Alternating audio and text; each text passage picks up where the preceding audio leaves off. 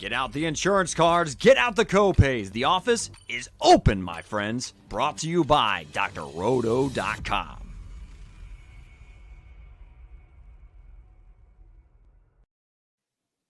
Hey everyone, welcome to the Look Back podcast with Sam and Madi. Thank you for tuning in. We are brought to you by drroto.com. Get your daily prescription of fantasy sports. Madi, how the hell are you after this crazy week 16? We've got to talk playoffs, championships, and some crazy touchdowns that I know that you're ready to kick us off with right off the bat. The big man touchdowns made not even just my entire week, the entire season. I was on cloud nine. So many people were in my DMs like, did you see this one? Did you see that one? Even my papa knew. Like my papa called me and said, did you see the offensive lineman scored? Bless his heart, he had no idea that two others did before him, but it was fine. That's adorable. I love it. It was awesome. Aww. Yeah. And Lane Johnson's one of my favorite players like ever. So I was just pumped. It was such a good weekend. Love it. Yeah. So let's break down how you like to call them, the thick sixes. Let's break them down by your favorites because there were so many. Ranking them? Yeah. I want you to rank them because I know that these are cherished moments for you. So I want you to fully dissect them however you'd like to. Oh man. Okay. So that we can fully enjoy them. So the Lane Johnson one had to be my number one. I think I have some bias there, but that was my number one. But he jumped up into the stands after. It was a beautiful, magical moment. And yes, you saw him standing there for so long, I felt like, in the end zone, and he was wide open. And I was like, was he eligible? I wasn't paying that much attention to it. And I was like, oh my gosh. So it felt like it happened in slow motion, that one. Yes. And then, it was a late call too of like, and he was eligible. It's like, thank you. Could you not be more on the ball with that so we could breathe? I know. I was watching at a sports bar and everybody was like, what just happened? Can that happen? And yeah. And then the Terrence Steele one I really liked just because I'm a big fan of him. I feel like he's put in a lot of hard work this offseason and he came back and he's doing well this year. So that was really exciting. Nice. And then, okay, so this one isn't a thick six, but it's a thick pick six, which also counts. Definitely and D-Law, I mean, he hits it first. Yeah. He bats it back to himself, and then he returns it for six. And that was crazy. The self-tip. That was good. That's unbelievable. What an athletic move. And then we can go to McDermott. Yeah, we're going to go him. And then Richardson. Richardson was cool, but it was a mistake by Trevor Lawrence. So it's not as cool if it wasn't designed or it wasn't like super athletic. Yeah, It wasn't planned. Like it was a little bit just trying to save the day kind of a moment, which you love him being that aware. That tells a lot about the player to have that self-awareness of what's going on with the play. It broke down. Things aren't going well. How can I help? Like that's definitely good. I appreciate the hustle. But I mean, just to even have 5 to rank, are you kidding me? I know. That's why I thought we had to start off with it this week because there were so many that's like there's enough that you could rank them by your favorites. Yes. And now I got to get all this thick six merch going. Like I got to get it all so I can wear it. Oh my gosh. Okay. So, I'm a graphic designer as my like actual job. Like I could come up with some sort of cool graphic. We could do some sort of offensive lineman graphic, create this amalgam of a man on the front, and then he could do like a spike, and then it could just say thick six like behind him really big. I'm obsessed. Please make this happen. That would be so good. Okay, we'll make this happen. This will be our side project. Everyone, make sure that you keep following us on our Twitter handles down here, just to make sure that when this merch comes out, that you guys jump on the train because this is a fantastic hashtag. We got to get it going. I will be so annoying with it too. You won't be able to miss it. If you follow me, you're gonna know. We'll get Yetis made and we'll have it on the front. Like it'll be a super thing. It'll be a whole thing. Yes. I love it. I'm obsessed. All right. Let's talk about a couple of the players. We're going to go just by position across the week on how everyone performed. Let's start off at the top with Justin Herbert and the Chargers going ahead and underwhelming all of their fans, their small fan base that they have, but also just with Houston having this huge upset on them and really capping Justin Herbert's value for the week. I mean, he did have over 300 passing yards, but he only had 1 touchdown, which if you were in a playoff position, you were very upset, underwhelmed, and even more upset by the 2 interceptions that he had. An absolute brutal week for him. Yeah, you can tell that they were definitely, the Chargers as a whole were affected by COVID. Like Eckler being out was huge for them. Huge for them. But then we could talk about his replacement when we get to running backs later, because he was definitely someone that even Eckler himself went on Yahoo Sports and said, hey, since I'm not going to be able to play, you guys should be starting Justin Jackson. So it just goes ahead to show. Make sure to pay attention. He had 2 touchdowns, right? Yeah. Is that right? Yeah. Yeah, he had himself a great day. He stepped in.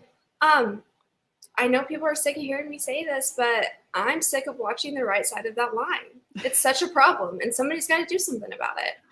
Yeah, they're going to have to do something about that to fix it ASAP, because it was just brutal to watch him just have this onslaught coming, and it was just no end in sight, and you could tell he couldn't get his feet under him the whole game. He was never going to be able to right the ship with the way that things were going. It was just very disappointing. And that's such a consistent thing with the Chargers. It happens. You can tell if the Chargers are going to win or lose by literally like the first offensive drive, because what happens is so Herbert is a rhythmic quarterback, and if you disrupt that at all at the beginning, he can't bounce back from that. I don't know what it is, but if you can get after him that first drive and blow that up, he can't recover. And that's exactly what they did.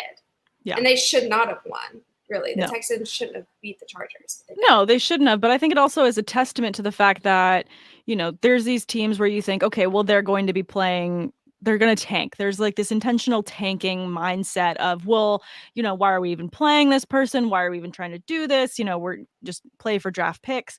But it also shows a lot in their locker room and other teams as well that we can talk about. Them just trying to be present and win just for the sake of winning, just to continue this competitiveness. And I think the Texans have been doing that a lot as of very little too late to make themselves viable for the playoffs. But at the same time, this is a huge win for them, I think, as a culture, because when you look at the Texans franchise, they've got a litany of other issues they've had to deal with the last couple of years. So to have the team go out and get a win like this, that's a huge win for them. And so that's just for the players alone. That's, I think, a really big thing for them. And then I'm thinking about what's the other team I wanted to mention? The Lions too, and how they're trying so hard to play well for Dan Campbell. And it's great to see the players that are putting in that level of effort for their coach. Thanks, Kyle, for tuning in. We appreciate you. Thanks, Kyle. No, I totally agree with you. We're going to be better about putting these comments up too. Oh, yeah. I didn't even realize we had so many comments. We had so many comments. Thank you, Albert, for tuning in. We appreciate you. He's saying, good evening, ladies. Kyle, Sam going right for the tough questions. She does that. She's good at that. They're not tough questions. What's up, Will? I appreciate Will. He's the best. He had such a nice tweet for us last week. He did. Really appreciate him. He's a fantastic supporter of not just like fantasy sports, but women in fantasy sports. He's such a good supporter. Love you guys joining and having a good chat with us. Albert saying Chargers defense -3 points. Yeah. There was a lot I think I could have run through the Chargers defense. Give me the ball. I can tuck. I can ball protect. We both could have. Would have been ridiculous. But yeah, Kyle jumping in there saying, sorry, that's crazy. Good process to play against Houston. Yeah, it was a crazy game for sure. And we can talk about defense as well, because I know a lot of people either won or lost because of the Cowboys defense and the way that they played last night, because that was also a ridiculous game. But let's stick with the quarterback position and talk about Matt Stafford, because I know that he underwhelmed a lot of fantasy managers this weekend, having just under 200 passing yards, 1 touchdown, and 3 interceptions. Like, ouch. He said it himself. He's like, I didn't have a good day. No. It's not good. And at least with him, he being the veteran presence he is, he owns up to when he's had a bad day. But, I had a bad day doesn't get us our championships for fantasy. So yeah.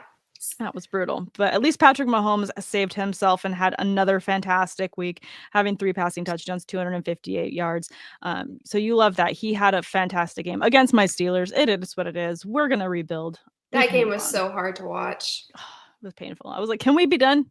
Can we be done? I think everybody felt that way. I just wanted it to be over so badly. And it is really sad that this is how Big Ben's going to go out. Like, he should have just bit the bullet and called it quits a couple years ago. Like, go out on a high. Yeah, I understand that, wanting to go out on a high for the organization, for your teammates and all these things. And then also thinking like, we could bring it back next year. We can run it back, but it's just all, 2020 hindsight is the whole issue. And you're just like, okay, well, that would have been the year to do it, not this year. And it just sucks that, we don't have any kind of support to help even try and win out at the end, just to like give him that high at the end. We just are so depleted, dealing with plenty of other injuries as well. I'm pretty sure TJ Watt is playing hurt, very hurt, and he shouldn't be playing because he's just not looking like himself either. And there's just a lot of pieces that are not connecting. So it's brutal. Obviously, hopefully better things ahead. And I did get a Najee Harris jersey for Christmas. So. Yay! What a good jersey to have too. Things are gonna get better.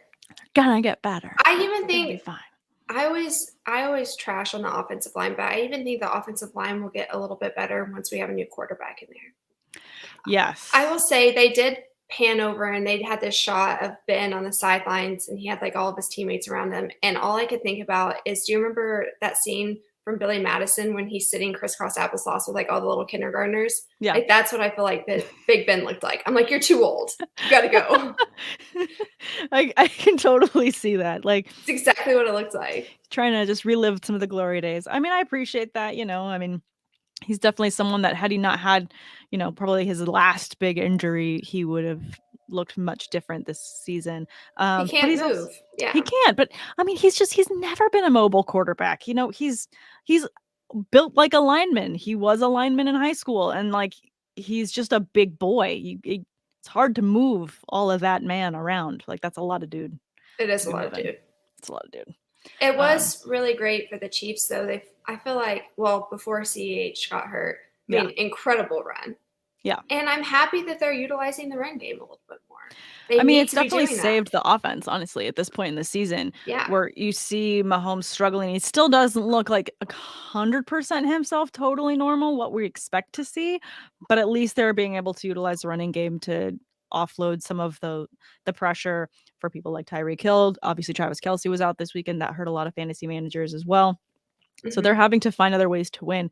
And in this meantime, in this interim between now and the playoffs, they need to stay strong because there are so many teams that are just back and forth, and at least they won home field advantage with this win. Yeah. Yeah. I feel like the skill players actually stepped up and played, though. They did. And they did what they needed to do. They got the job done for a lot of people. Yeah, I was pretty impressed. Albert did throw this one in there, though. Tyreek Hill with only 4 points this week. Yeah, that's not good. The ball was a little bit more spread out this week. Yeah. Speaking about how Mahomes is having to make a lot of crazy things work, I think that Byron Pringle, did he have 2 touchdowns? He had a fantastic day as well. He did, and even I think I'm going to say this and then it's not going to be he had 2. He was 6 for 7 with 75 yards. Insane. I was going to say, I think he had over 8. Yeah, 75 yards. Okay. Which is just, when you're looking at fantasy too and you're thinking, oh, who'd be the one behind him? I would have said Mecole Hardman. I would have said a couple other people besides Byron Pringle. But, that's just how the chips fall. Let's talk about more quarterbacks before we move on to the rest of the skill positions. Obviously, Kyler Murray had himself just a fine day. Nothing surprising to me considering they were going against the Colts. He definitely got more done than I thought he would get done, so that's good. Josh Allen looked really good. Jalen Hurts got himself a decent week. Looked incredible. He looked fantastic.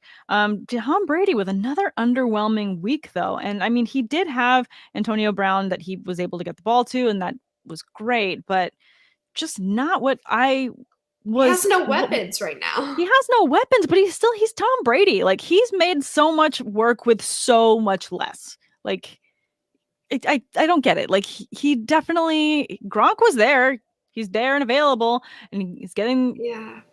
He was open. There was definitely opportunities. So I'm not allowing those excuses of like, oh, he had players hurt. He's Tom Brady. He can make anything work to any person.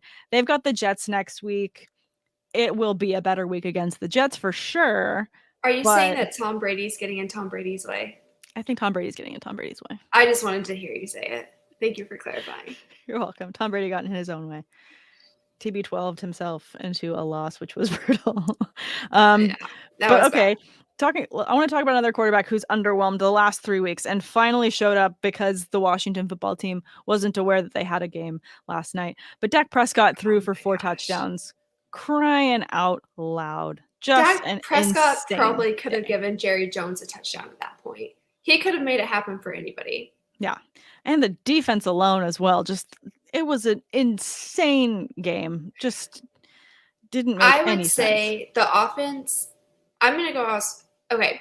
I don't think that the offense would have performed as well if the defense wouldn't have come out and played lights out. I really don't. I completely think that agree. they brought the energy and They it did. just trickled down into the offense. Yep. I think that when you've got a defense that's firing on all cylinders like that, as the offense, you just have to show up and just get your job done. You don't have to be the superstar because you have this insane defense. Micah Parsons is just on another level with a fantastic trajectory for his career. All over the field, too. It's unbelievable. Trayvon Diggs just, padding his stats for the season with another interception as well. That was fantastic to see. Lots of stars across the board, across that defense. They looked really good. I don't know what Dan Campbell's doing to get them fired up, but it's working. I would run through, just all right before, just it's got to be something crazy. I would run through a brick wall for him at this point. Yeah, it feels like the players have that energy too. Like every time they run out on defense, like you don't want to face this defense. It is a brutal defense. If they push through and they can get further into the playoffs, it will be because of this defense, that they're able to do these things. And it's crazy because if you actually watch what's happening, none of them are coming out and lining up in the same spot each play, each drive, nothing. They are bouncing around the field like ping pong balls, and it's unbelievable that they're so good at every position. Yeah. But that's why they're hard to stop, is because you don't know what's coming at you. You can see, okay, I have Micah Parsons right there, but you don't know where everybody else is or what he's even doing. You can't predict anything. They're all just really firing on all cylinders. Everything feels in sync. It's a fun defense to watch. When you see them out on the field and you see them and you see the offense trying to make a move, I'm more excited to watch how the defense is going to react to that offense in any game that I'm watching them than anything else. Oh, absolutely. It's beautiful. Beautiful defense. Beautiful defense. Love to see it. And Dak put up these numbers with being taken out in the third quarter. He didn't even play the fourth quarter. I know. That's what's wild to me. That is crazy. It doesn't make any sense, but it makes tons of sense. I will say Zeke is not Zeke without Pollard there. No. And his fumble, that was bad. Thankfully they were up, but I don't know what's going on with him. I don't know if he's still hurt or what, but I have not been impressed with him. He had a couple of missed blocking assignments this week, which wasn't a big deal because they were up so much. But at the same time, in a tight game, you got to fix those mistakes. Definitely. It'll be interesting to see how they fare against Arizona next week. Obviously, Zeke had a catching touchdown. He had a running touchdown. He had 9 attempts for 37 yards. The touchdowns are what kind of saved his day because he didn't have a crazy amount of volume there.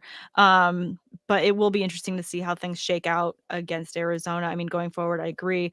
Pollard is definitely still a flex-worthy option as well, just because he's so well utilized. Mm-hmm. Pulling up his numbers now. Yeah, I mean, he gets used in the passing game. I mean, he didn't have an insane game because he didn't get the touchdowns, but he's right there in the mix, in the work. But I'm telling you, Zeke doesn't score like that if Pollard's not in the game. And that's what you have to watch, is if you're a Zeke owner, you've got to see if Pollard's going to be playing or not. And I don't know why it is, but that is the way it is right now. Somehow it helps him out. It is what it is. It is what it is. Somehow it works. But let's talk about the other running back leaders of the week. We talked about Justin Jackson earlier. He had 2 rushing touchdowns, which was fantastic. If you were just in a desperate need and you needed to throw someone in there because Eckler was out, you were very happy with that. I mean, in one league that I'm looking at, he had over 34 fantasy points. He had 11 attempts for 64 rushing yards. He was 8 of 9 on his catches and just under 100 receiving yards with 98 yards. Insane numbers. Absolutely insane. And who would have thought? If Eckler misses another week, which we don't know if he will or not, although knowing how active he is on social media, I'm sure he will be very quick to let everyone know whether or not he's playing. Everybody's going to know. Yeah. Everyone's going to know. It's not going to be a mystery. At least there's not that mystery. Like, you have to kind of wonder with some teams, and there's always like, oh, well, maybe they're not going to release that. He's not practicing, but there's not a mystery with Austin Eckler. He knows how fervent we are with our fantasy news and knowledge, and so he's helping us out. So at least you have that. So if you have him, make sure you're following him on all forms of social media. Yes. Albert jumping in here and saying that Burrow to Higgins stack, though, this weekend, that was also a very tasty fantasy stack.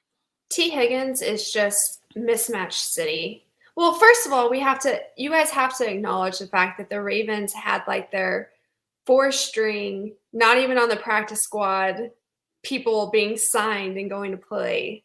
The secondary was absolutely terrible. Eckler was activated off the COVID list today, is what Albert says. Thank you, Albert. We appreciate that. The Ravens, they were playing with half of a team. So we'll start off with that. Yeah. And I mean, and honestly, they didn't look terrible coming out the first half.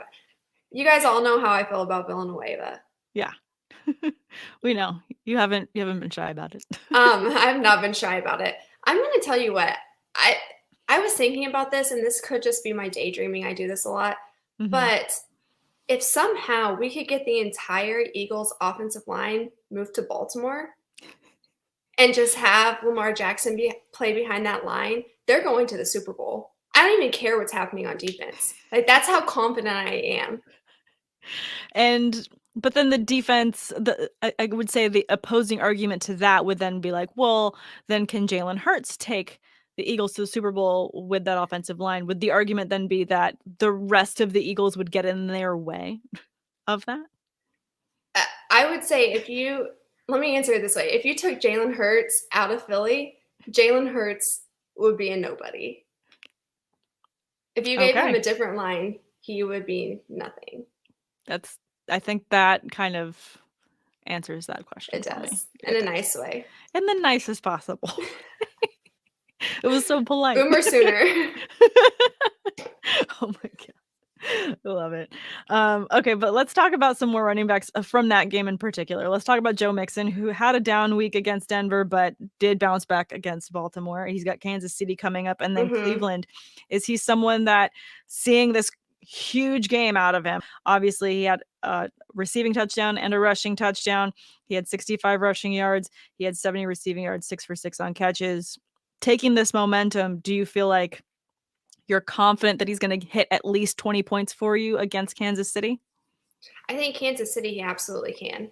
Okay, because their defense did look pretty good. I mean, I know it was against my Steelers, but they did manage to slow up Najee Harris quite a bit. So I just wonder how you feel about that line against him in particular.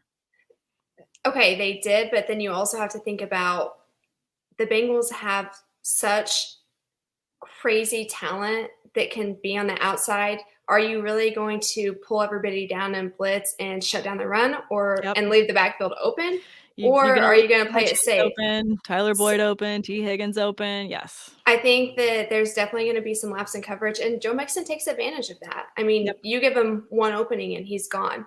I think that the middle of the field will be targeted a lot, but they're going to have to choose. Are you going to come down and stop the run, or are you going to shut everybody down on the outside? And there's so much talent on that team. I don't think Kansas City is going to be able to effectively stop him. No, I definitely agree with that. I feel like that when you have a team like the Bengals and you have any kind of multifaceted offense that isn't run through one single player, it makes it much harder to shut down any single end. And it's they're going to be vulnerable a couple times for Mixon. So I think he will capitalize. I don't think he's going to have as crazy of a game as he just did. But I think that he's going to be able to get you some good numbers for a championship matchup. I do too. And he's going to be used as a decoy. So if he's not going off, Higgins is. Oh, for sure. Jamar Chase I have Higgins in a dynasty league, and I'm very pleased with my Higgins shares right now. I'm very pleased. As you should be. Watching those mature, just like any other stock. I'm not going to start talking about stocks because I don't have stocks. But let's talk about another running back that you maybe started, maybe didn't, maybe was someone sitting in the waiver wire that you're looking at this week. But Rex Burkhead just had an insane day against the Chargers. Unbelievable. And if you have him, you're starting him next week, because why would you not? Because why would you not? You're in a desperation mood, and you're trying to just save your season. They do take on San Francisco, but clearly the Texans are playing like there is no tomorrow for them, and that makes them very dangerous people. Little tiny quote from the replacements right there for you. But I just feel like this is he just absolutely went off. He had almost 150 rushing yards with 2 rushing touchdowns, and he even caught himself 2 passes. This is just one of those crazy moments. I don't know that he's going to make my Stock Watch article this week, because I feel like it is a bit too fluky to then bank full, championships on. But hey, definitely worth a flyer in at least one DFS lineup. I mean, you might as well. And yeah, could be a flex. The 49ers couldn't really stop the run this week, a sustainable run. So yeah, you might as well. I would start him. Why not? It's not like you have any other crazy options right now. I know. If you're someone that also just maybe you survived, but you just lost, who are a couple of the running backs that we lost this weekend? Darrell Henderson ended up going out, and he's probably not going to end up playing and coming back, because it looks like he re-aggravated that injury. Leonard Fournette is out. If you're someone that just got by with a couple of those other random running backs that got you through to this point and now they're out, maybe this is a situation for you that you'd be starting him. Crazier things have much better happened against the pass and run. Oh, I forgot to put that up there. I agree, Kyle. But I will say that the Titans' offensive line, unbelievable. I don't know what got into them. I was watching them just in awe. I mean, absolutely in awe. And really, there were a couple of times Foreman didn't hit his holes. And I don't know what's up with that, but repeatedly did not hit his holes. He could have been gone for a touchdown, minimum 15, 20-yard gain, because there was just nobody there. So, yes, Kyle, I agree with that. But also the Titans' offensive line just murdered this weekend. They won in the trenches. That's why they won. Yeah. No, I definitely hear you on that. All right. Damian Harris also had himself a fantastic week. He was in the top 5 as well with 3 rushing touchdowns, over 100 rushing yards. You love to see it. Damian Harris went off. He absolutely went off. Yeah. Against Buffalo in a matchup that I think, given the last time that they saw each other, we didn't have the highest of expectations necessarily for huge. James Robinson with his torn Achilles. Thank you, Albert. I knew there was another big running back that went out this weekend. All the sad emojis, because that was brutal. I did not want to see him go out. But yeah, when you're looking at the New England and the Buffalo game, obviously Josh Allen did Josh Allen things, and he took notes. He took the loss that they had against the Patriots before, learned a lot from it, and they came out and they came to play. But at least if you started Damian Harris, you were really happy with this output. Yeah. And the Bills didn't have to punt the entire game, which is insane. Yeah. No, they didn't even have Cole Beasley, which is like his go-to guy. It is his go-to guy. I don't know. It's his security blanket. I don't know that he's going to see him the rest of the season, though. He's got some off the field things going on with he's got some fines to pay, so I think that he might have to pick up a second job, to help pay off those little COVID fines. No big deal. It's just like over $100,000 in fines. No big deal. He can just do a commercial, What's wild is he was so crazy vocal about it too. Like, I would just not be that vocal. That's why I feel like he gets fined even more. Yeah, just keep it on the down low. Keep it on the down low. We all know that everyone gets crazy. Just hide your crazy a little. Hide your crazy. Yeah.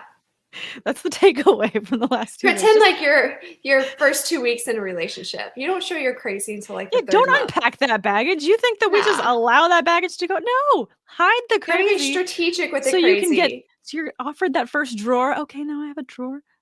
And then wait till your toothbrush is in, and then you're golden. Then unload all of the baggage of the crazy. Hey, you let me have a drawer here. This is all your fault now. So honestly, we give such good advice on this show. I don't know why the NFL doesn't just hire us. Such good advice. We're really good at it. All right, let's talk about people that underwhelmed. Cordero Patterson underwhelmed again. At this point, can we even say that he underwhelmed? Because he's been so underwhelming this whole season. Cordero Patterson's had a fantastic start to the season, and he had some very good games. So he had some huge breakout games, But he has gone from hot. His hottest week after playing New England when he was out was against Jacksonville, and he had the 2 touchdowns, and he had over 100 yards rushing.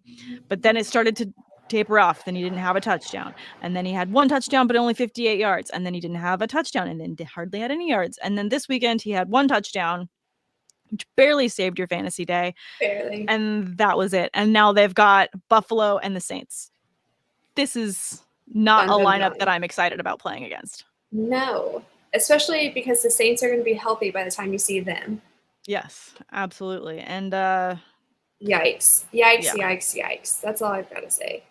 So maybe I would be looking elsewhere instead of trying to roll out Patterson again. If you manage to sneak in a win and you're going for your championship, I would seriously look at other members of my roster to try and get another win elsewhere, because that was brutal. I agree with that. Take a step back, reassess. Aaron Jones, another top running back that didn't have a fantastic week. He just got kept out of the end zone, which is brutal.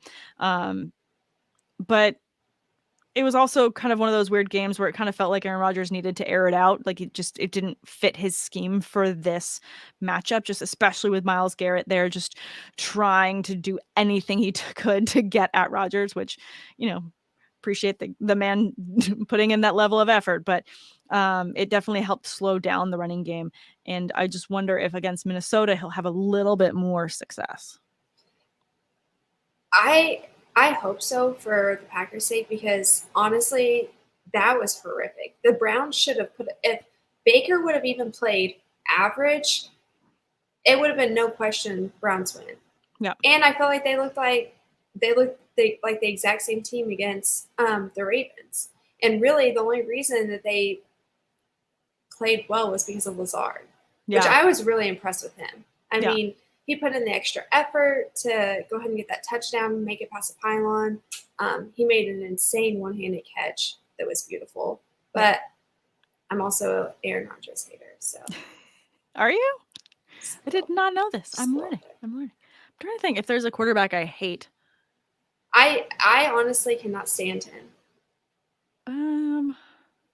I mean, I used to really hate Tom Brady, but that's because I had to watch him absolutely pummel my Steelers all the time. So I didn't like that. The thing is like I cannot like Brady in certain situations, but I have so much respect for him. I have no respect for Aaron Rodgers, and it's because of all the off-field drama. Like, sure, yeah. I probably could respect him as a player on the field, but I can't because of all the off-field drama. And you're sitting here like that. Lazard saved the game. I'm just going to say it. For the Packers, Lazard saved the game. And this is the same receiver that you talked about at the beginning of the season, saying that you had no talent on your team and that you weren't going to come back until you could get guys that you wanted who were talented. And this is the guy who's making plays for you right now. Ooh, yeah, spicy. I'm on my box now. I'm getting off. I feel it. But you know what? I respect it because I know how much you love the game as much as I do. I'm trying to think if there's a quarterback I hate. I think it's just I really don't like Daniel Jones, and I never liked Eli Manning either. So maybe it's just Giants quarterbacks I just don't like. I mean, it's not a bad thing to say. Oh, no. Kyle. No. Worst human quarterbacks have to be Ben and Jameis Winston. I know. The worst? The worst, though? I don't think the worst. I think we have some other people that are a little bit. Kind of in Texas right now. Yeah. No. No names. No names, but rhymes with Schmashman Schwatson. No clout given on this podcast to him. Nope. Done. Anyways. Should we talk about receivers? Let's do it. Let's talk about other receivers that absolutely killed it this weekend. Tops of the list, T. Higgins, who we talked about earlier, had a fantastic week, over 43 fantasy points, depending on your format. He had 2 receiving touchdowns, almost 200 receiving yards. Crying out loud. 6 yards shy of that. 194 yards. You love to see it. 12 of 13. We were talking about the depth that they have at talent there in the Bengals, and it's when you're covering Jamar Chase, who is also an insanely talented receiver, fantastic at the position, and then you think, well, he's got to find somebody else. You got plenty to be scared about now when you see a player like that have such an insane individual performance. Absolutely. I mean, we've talked about it. They use Mixon as a ploy so that it opens up the outside. And who are you going to try to take down? You have to decide. You can't go man and not have either Chase or Higgins win. You just can't. And Higgins is like one big tall string bean. He's like the perfect target. Yeah. Love it. Yeah. He's filling in everything that I originally thought Auden Tate would fill in a couple years back when they first got him, because he's so tall. I was like, oh, this is the perfect red zone threat.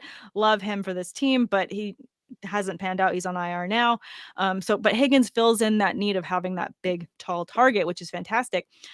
Obviously, if you have to shut down Jamar Chase, you do. But then you've got Tyler Boyd, who also had a decent week as well. He had a touchdown of 85 yards. It just shows what happens when you allow Joe Burrow to get this level of confidence in a game, to be this succinct for the entire game. You're going to end up getting this level of Burrow that we've all been like aware that he can be when he's that even keeled. And it just produces crazy fantasy numbers. Kyle, this is the question of the week. Ooh, should Higgins be ranked ahead of Jamar Chase next week? Against Kansas City, that's really tough. It is tough. And my reason for not ranking him ahead of Jamar Chase, I would be Tyler Boyd, because if the team decides to go and just cover the hell out of T. Higgins and Jamar Chase, you've just got that in Tyler Boyd. There are 3 pass catchers you do not want to leave open, so they have to cover all of them. I'm gonna say I would, Kyle, just because I feel like he's more of a mismatch. Mm-hmm. I don't think that, like, I'm trying to picture Snead trying to cover him right now. Yeah, that's not happening. No, that's you're right. That is a good mismatch. You can bring Sorensen in there. No. Don't like that one either. I would say yes for this game, but honestly, they're both going to be good targets this week. Yeah, they're all going to be fantastic targets. I mean, this is going to be a shootout. I think this is going to be one of those games, them against Kansas City, where, the rubber meets the road on like exactly how high powered these offenses can be. I don't think so. I think that it's going to come down to who they decide to play, or who do they decide to cover and win. Burrow's going to find the open guy. So you're going off this question. Is there something about defensive matchups that can give a clue to which Bengals wide receiver will blow up on any given game? That is a good question. Mm-hmm. Sorry, and how do you want to answer that one? I just said it really just depends on how the defense decides to cover them. Yeah. So I would say no, I don't think so. Because, I mean, we've seen them do the same thing in zone and heavy. Nobody really heavy blitzes them now because it just leaves the backfield wide open. Mm-hmm. Unless you're the Ravens. You guys were playing very hurt. Yes. A lot of people There's out. Nobody back there. There was nobody back there. Yeah. No, I don't think that there's in my opinion, I don't think that there's any clue as to what's going to happen before it actually happens.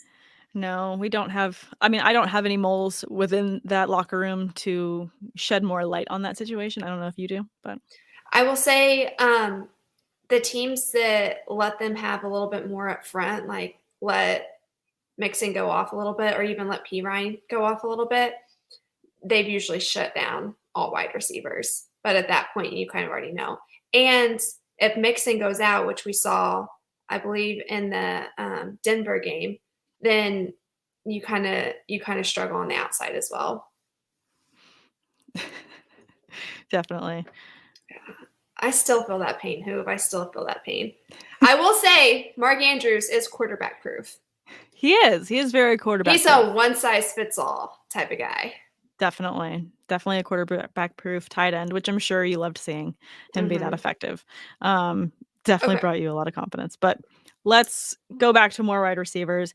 AJ Brown is someone that I talked to several people who had not checked the lineup right before the game and were really upset with themselves having left him on their benches, because he had himself a fantastic game. 11 of 16, 145 yards and a touchdown. You absolutely love to see it. I mean, coming off of not having played the past 4 weeks and then to have a game like that. I mean, I hope people started him. I hope they did. I hope my one friend that had him on their bench was an anomaly because having that many points on your bench is just disheartening. Like you'd want to quit playing fantasy football. I completely agree. And I'm going to go one step further to say it's only going to get better too, because I'm watching these offensive linemen go to the second level and just emasculate men, just like embarrass them with these blocks. And that's so exciting for your running back receivers as well as your wide receivers. Definitely. It's beautiful. Love to see it. They've got Miami next week, who Miami just looked fantastic. It's going to be a little tonight. tough against It'll Miami. be tough.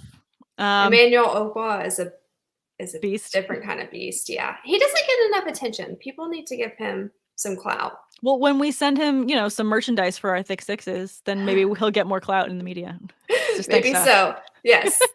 Leave it to us. Listen, we'll do the heavy lifting. No worries.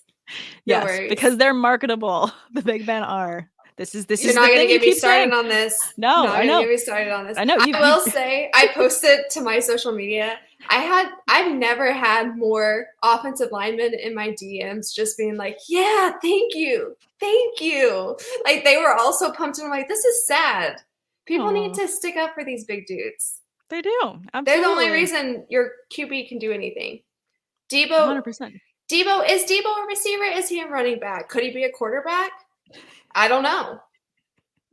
He could be anything. But yes, he was amazing, like he always is. He was the only reason that they looked decent, in my opinion. He's so shifty. The Niners did. Mm-hmm. Yeah, I mean, he had himself a fantastic game. Over 150 receiving yards, 9 for 11 of his catches, and he had 5 rushing attempts for 32 yards. I mean, you do love to see this crazy level of volume. I mean, Sans touchdown. Did he have one that he ran in? Did he? Debo? Not this game. Not in this game, but he has before. But no, I mean, just to have this level of stats, just all of this off of a no touchdown game as well is pretty insane. It's unbelievable. That's why I'm like clicking back and forth. I'm like, am I missing some random touchdown? Like, how does he have these crazy numbers? But no, it's true. No, he didn't. Don't make me do the math. I can't do math. Yeah, Jimmy doesn't do well under pressure, and they were bringing the blitz heavy. Yeah, didn't look good. But I mean, I think we've talked about Jimmy Garoppolo before and how, he does start off the season of like, oh yeah, he's great. Why are people trying to replace him? And then you end the season of like, I'm kind of over this. Yeah, I will say the offensive line looked a little off to me. Typically the 49ers have at least better run blocking, and it just wasn't there. Hey, Kyle, we're excited you're here. Thanks, Kyle. Kyle jumping in saying, I'm glad I finally got to watch this show live. It means, it's fun to look back and stream it on a later date, but I love the interactions. Thanks, Kyle. We appreciate what I'm hearing, Sam, is that we're a good time. Yeah, we're fun. We think we're fun. He got tackled at the 1 yard line. Oh, man. Oh, yeah, he did. He did. I do remember that. Man, Albert with the memory. Wow. Love it.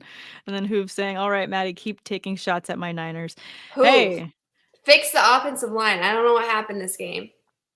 They couldn't handle the blitz. They couldn't handle zone blitz, especially. I was like, have you guys ever seen this before? It was new to them. It was new. It was a surprise. 45-degree stance tackles. Let's go. Absolutely brutal. All right, I want to talk about some receivers that underwhelmed here as well. Going across, CeeDee Lamb obviously hasn't produced as of late what you'd expect him to, and I don't know that we're going to be seeing that. I mean, after talking about how effective Dallas's defense has been and that the offense hasn't necessarily had to show up as crazy as they need to, do we expect some sort of turnaround for CeeDee Lamb and the rest of the receivers against Arizona? Or do we expect it to be another touchdownless week for CeeDee Lamb? He hasn't had a touchdown since week 10. What? That's weird. I can't believe I'm reading that. Yeah. Well, now we're also back to having 3 really great eligible receivers, and they've kind of it's the same thing. They've had to choose. And it's just been CeeDee's been the guy that's been like the decoy. I feel like that's probably going to continue into next week. I agree. And the Cardinals are going to come back with a chip on their shoulder, and it's going to be a big test for the Cowboys because the Cowboys are going to come out riding this high. And I think it's going to be a defensive showdown. I don't know. I don't trust CeeDee next week.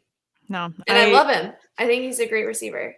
He might make my list of wide receivers with their stock dropping this coming week. Let's put it that way. I'm just not. And it's not a knock on him at all. No, this is absolutely the situation of the way that the Cowboys are playing, the way the defense has shown up, and the way that Dak has had to make other players more viable for himself just to stay afloat. Albert wants to know, is Trey Lance starting this coming week? I do not think so. No. Jimmy Garoppolo had over 300 passing yards and at least one touchdown. I mean, he would have had to have a far, far worse week to get benched. I think they're going to see the rest of the season out with him. Barring anything crazy, I do not see Trey Lance getting in there. Unless they get to a crazy lead, then you could see some Trey Lance, but I don't think it's happening. They play the Texans next week. It's a lot of what I'm talking about it can be fixed on the offensive line, I think. Jimmy G's more comfy whenever he has nice protection. So I don't think the Bills are – I don't think the Texans are going to threaten that too much. Yeah. And then Albert, Kyle also jumping in here and saying, I think that the report is that they will test out Jimmy throwing later in the week, but looks like Lance has a better than 50-50 shot at starting. So I didn't see that. From what I heard this morning, he was good to go, though. He just wasn't going to practice. Yeah, that's the other thing. They could probably just rest him and it'll be fine and they'll end up getting the start. You guys also have to remember, like, we are into game management mode. Like, there's a whole extra game at the end of the season. Yes, that is also a huge take especially for fantasy takeaways. I mean, I don't know how many leagues you have that have adjusted the style at which they do the playoffs because of the extended season. But one league that I'm in, our championship matchup was this past weekend. And I know that one rule that we'll be reassessing next year is pushing it another week so that we can have more of a wild card kind of round going into the playoffs and extend it into that later week. But at least for that league, we wanted to see what kind of load management they were going to have with some big players, whether or not the NFL was even going to do it. And at this point, it doesn't seem like they're really doing that very much with many players because it's the NFL and they're also dealing with so many players that are out due to COVID. That they can't afford to do some sort of load management situation with any of their players. But I think that's also why we're seeing teams that are really stacked, like Dallas defensively. Mm-hmm. The fact that these guys are able to play multiple positions and the depth is there, that's why they seem so successful, is because they're able to rest a little bit more. Definitely. But no, I keep doing this. I keep reading the comments and not putting up there. Yes, I agree with Kyle. Albert, definitely something to monitor. Definitely something to monitor. I obviously think that there should be a better week ahead for Tyreek Hill. I mean, I can't imagine him going another week with only 2 catches. They see Cincinnati next week. He's just such a speed demon that I wouldn't want to bet against him. Not next week. Next week's going to be tough. That's going to be a mismatch. He is so quick. It's just going to be, yeah. He'll have to keep running all over the place, getting open. I think it'll only help him to have Travis Kelce back because he is such a big target for a lot of defenses to try and shut down as well. Hopefully he does get back. The Bengals have been pretty decent with shutting down tight ends. And, I mean, now that CH is hurt again, I don't know if he's playing or not. Is he back? Yeah, I think it's a bit of a question mark. He's questionable. Yeah. So Williams hasn't really proved that well, and then you have Patrick Mahomes. So I don't think that he's going to have his best game of the year, but I do think it's going to be better than what he showed us this week. Definitely. Let's talk about tight ends quickly then, since we just touched briefly on Travis Kelce. Obviously he's out and hopefully he does come back this next week. George Kittle had a very underwhelming week. He only had 2 catches on 3 targets for 21 yards. Brutal, but again, hopefully against Houston, they can get him more involved. Dalton Schultz, on the other hand, had a fantastic game for tight ends, at least, with 8 catches on 9 targets, 82 yards, and a touchdown as well. Mm-hmm. And Dalton Schultz is becoming that guy. Mm-hmm. He's becoming this kind of safety net for Dak when his receivers are all covered. Yes. Which And is great. Yeah. And he's doing a lot of this coming off the ball. He did miss a couple, or there was one big reception that he missed that could have solidified him a little bit more, but he's growing. He's improving each week. I've already talked about, everybody knows I'm a big fan of Hot Mark. Mark Andrews killed it this week, quarterback proof. No matter who's in there, he's going to get targets. Yes. Let's talk about Kyle Pitts, who had a fantastic week, over 100 receiving yards, 6 for 6 on his catches. Still got kept out of the end zone, which is brutal, but they take on Buffalo next week. Are you thinking another big week for him, or is it going to cool off because this Buffalo's defense is pretty tough?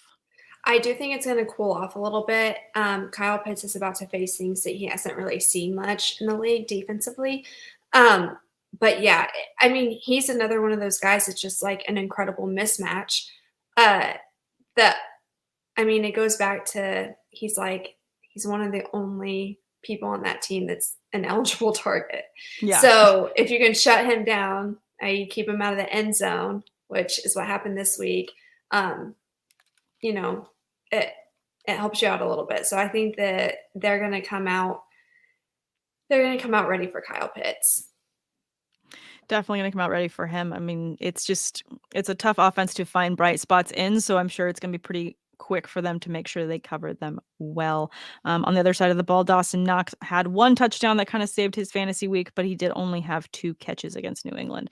Against Atlanta, I like him a little bit more. I like him a lot more. A lot more. He's going to find the end zone. Yeah. No, he'll definitely have a much better week next week. He'll be on my stock up, definitely going into that article this coming week. And then another tight end that very much disappointed, Hunter Henry, only a single catch.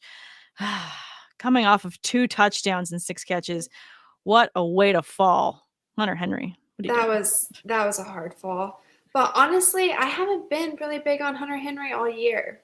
No, he's been too hit or miss. I think when we go into analysis off season of how we're going to rank these tight ends, that's going to play into it, but it also is going to depend on what weapons that they add to or even take away from the Patriots roster, just to see what they put around Mac Jones.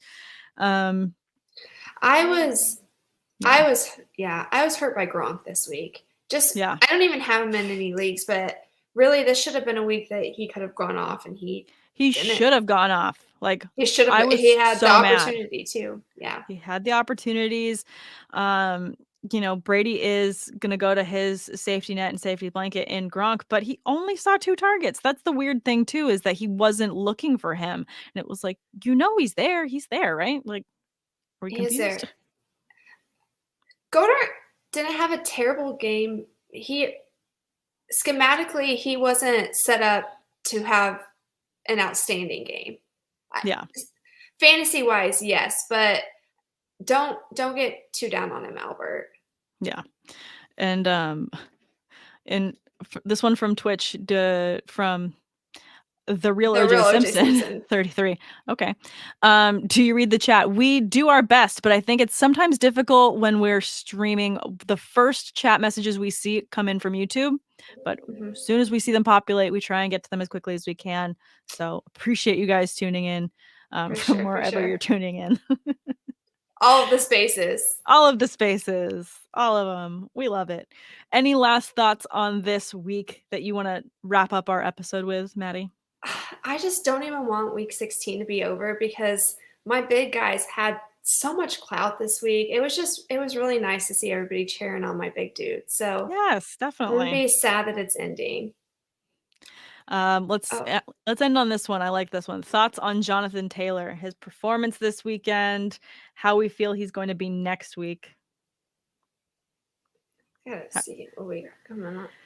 I mean, he had over 100 rushing yards, which you like, but he just got kept out of the end zone, and that's going to happen. He's going to be the bell cow, and he's always going to have this crazy volume, but when he gets kept out of the end zone, it's going to hurt. And do I think it happens again next week? Absolutely not. He is far too ridiculous to stay out of the end zone again against the Raiders as well. Yeah. I don't like the Raiders this week, so I think it's definitely going to be a big Jonathan Taylor week next week. Absolutely no situation I would bench him in.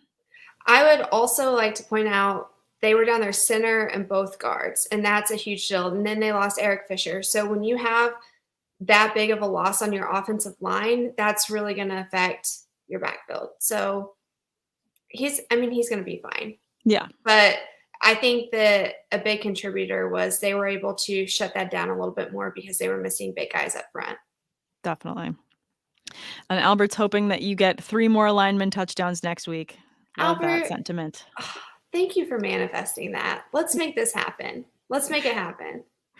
Thank you so much. And Kyle saying, great episode, fun times in the chat with everyone. Thank you all for tuning in and being so active in the chat with us this week. We always have a fantastic time on Monday nights to chat with all of you, cover the week that was, and cover all of the fun fantasy output. Madi, do you have anything coming out this week everyone should keep an eye out for? The first look with Doc on Wednesday, and I think that's about it. We're starting to get down to the end of the season. We're really starting to get down there, and then, I'll hopefully get like a little mini vacation. I do love as much football as I can take. However, the late nights of writing these articles, that does take it quite a They do help me though. I love your articles. As long as they help, I appreciate it. I'll be working on my Stock Watch article that will drop tomorrow, and then I've got the fantasy debate with Sam and Tate that will come out either on Wednesday night. We'll record, and no matter what, it'll drop on Thursday. So you guys will get to tune in for that. And Tate which is and I super will. Fun. It is fun. We have a great time. I think that you'd love to chat with Tate as well, because he does just as many movie quotes as you do. So we have a good time. And then what else? I think that's it for the rest of the week. I think. And we have a new year. And we have a new year. Yeah, we do. I had to make the dad joke. And we have a new year. So I'll see you next year. That's the true dad joke right there. I'll see you in a year. There we go. Yeah, perfect. But thank you guys so much for tuning in. We really appreciate it. We do. Thanks for listening to the Look Back podcast. Check out all the other content, seasonal and DFS tools, as well as premium access to our staff for all your fantasy sports questions in the members only Discord right here at drroda.com. Have a wonderful week, you guys, and have a very happy new year. Yes. Bye. Bye. Thanks for stopping by the office. Get your fantasy prescription by subscribing to the channel and checking out drrodo.com. And until the next visit, be well and take care.